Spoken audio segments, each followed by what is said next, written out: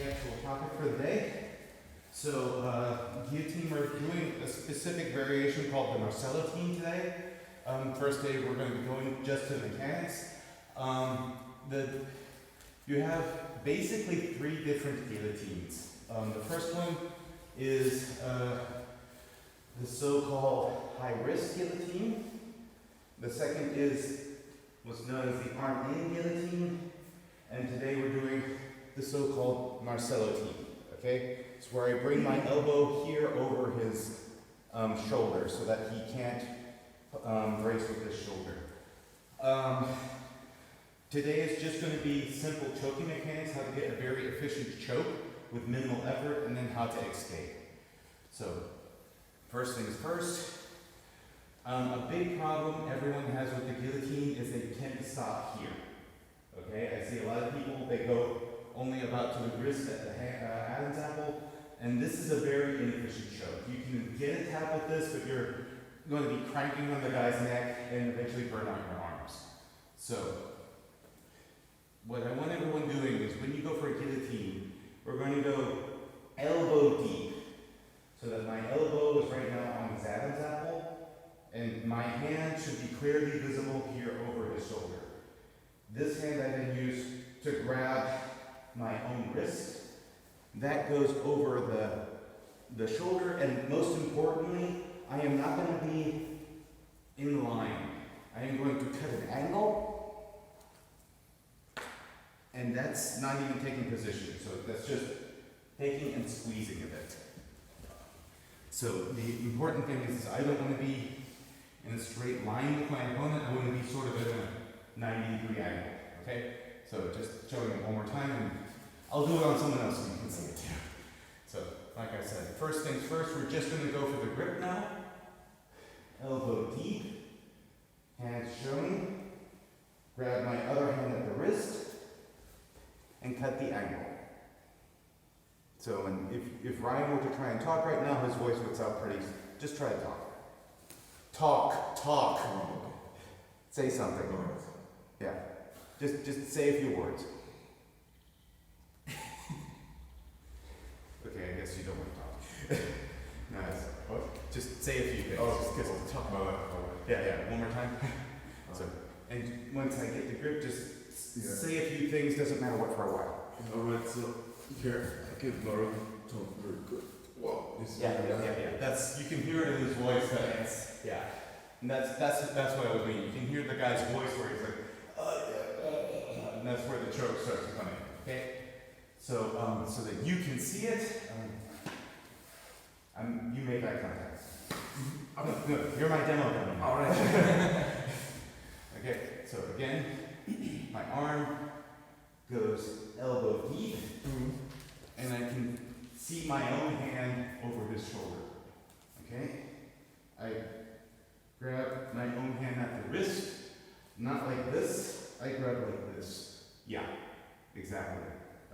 And it's, I see a lot of people try to do this. I don't like this grip personally. This hurts my own hands. So, and, oh, sorry. Sorry. See, it's a very tight grip just on that one, okay? So, but the important, I'm not going to take a grip, so, but you're not like this, you're like this. So, this head is basically on this shoulder, and the other shoulder is on my chest. Okay? So, clear what I want to see? Yeah. So let's just practice just getting the grip right now, okay? So, turn around. Okay, so, the grip's looking good. So now we're going to go to the actual choke. So, we get our nice grip. And first of all, for this side, and this is going to be important later, when you notice that he's got your grip here, you want to bring your arm around here. This is going to be better for you, okay? Otherwise, there's a very good chance when I go to do the actual choke that I'm going to catch this arm, and then you're going to have a much harder time getting out of it later when we do escapes. So just kind of program that into you now, that when this grip comes, yeah, you immediately go for this so that your arm is free, okay? So, I'm going to go slow. Ryan, please don't give me too much resistance because of my rib. So, we don't want to fall straight on our back. Okay? No pressure, please. Yeah. Okay?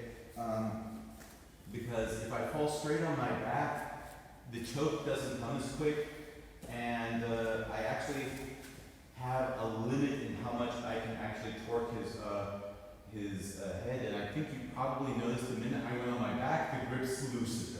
It wasn't as tight anymore. So you need that 90-degree angle to have a nice tight grip and to have that nice good control over his back. So when I do this, instead of falling to my back, I'm going to fall to the side that I'm choking with instead. So I'm here, up, and no resistance please. And I fall onto this side. And we're going into the close guard. From here, a lot of people pull back with their shoulders. That again loosens the choke. What I want to do instead is move in with my hips, and there was already the tap. Yeah. You just hold it there, and at some point I will have you. Yeah. And then if you hip in, he's like, stop. That was like maybe 5%. That was nothing. But the important, doing it without you, just so you can see, is that you're not doing this. Because I've seen lots of people try to do a guillotine like this. First of all, it's inefficient. Second of all, you actually have a habit, I've seen people do it all the time, they have a habit of actually pulling his head out of your arms. So it actually makes his escape easier. Yeah, exactly. So what you're doing instead is, you're basically doing your crunch. You're crunching in. It's actually more like you're bringing your knees to your shoulders. Okay? So I'll give you a break and do it for someone else. So I can use no resistance because of my rib. I can do a lot of hard sparring right now.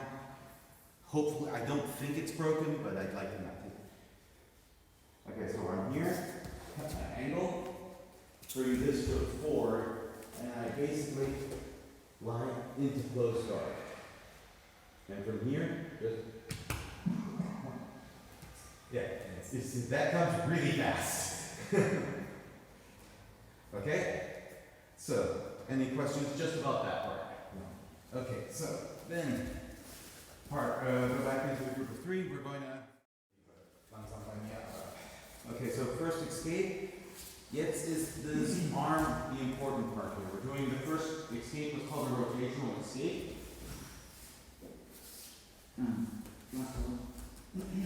Yeah, just so I can explain. Like I said, if he's doing the choke to me, he wants to be on his side. He wants to be on this, laying on the side, close guard position. So then for me, a counter, an escape to a choke is always doing the opposite of what your opponent wants to do. So if he wants to lay on his side, especially this side, the best thing for me is if I get him to lay on the other side. So basically always trying to make him do the opposite of what he's trying to do. So going back now to the choke, that's why this arm out here is going to be so important for your escapes now. So he comes in, I take the arm on his hips, and I use it to push him this way. And you can already hear in my voice, the choke has lost a lot of its power now. I mean, if he's very strong, he could still get choke out of this, but this is going to be a lot more work. So that's the first thing, is I get his hips preferably on the other side. And notice how I'm posting with this foot so that if he tries to roll back in the other direction. Yeah, exactly. He has to start letting go of the choke. So, with this hand now, I come onto this elbow, I shove it in, and I want to pummel this ear onto his chest. And now I'm out of the choke.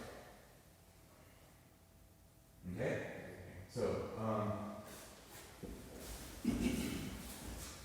again, go slow, please. Yes, of course.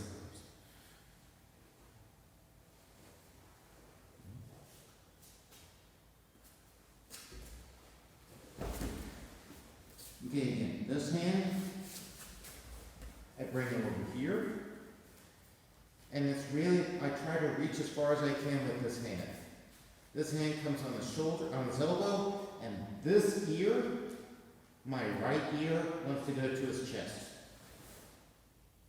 And now I'm out of the joint. And from here, we just start going into our closed guard escapes, and we start acting again. Okay? So, I think it's pretty simple, but just to show it one more time, no partner, I just want to show it in the air. So he comes over here, he's got me in this arm. I try to push it as far as I can in this direction, and I post with the opposite leg. Because the last thing I want is for him to be able to roll back into that side.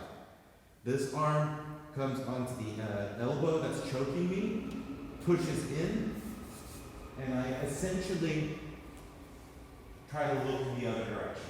But it's not like this, it's I'm going down and around. I'm doing a head turn. Okay? So, and that's what's allowing the outside ear to come in on his chest, and the minute this ear touches his chest, the choke is gone. He cannot choke you anymore. Okay?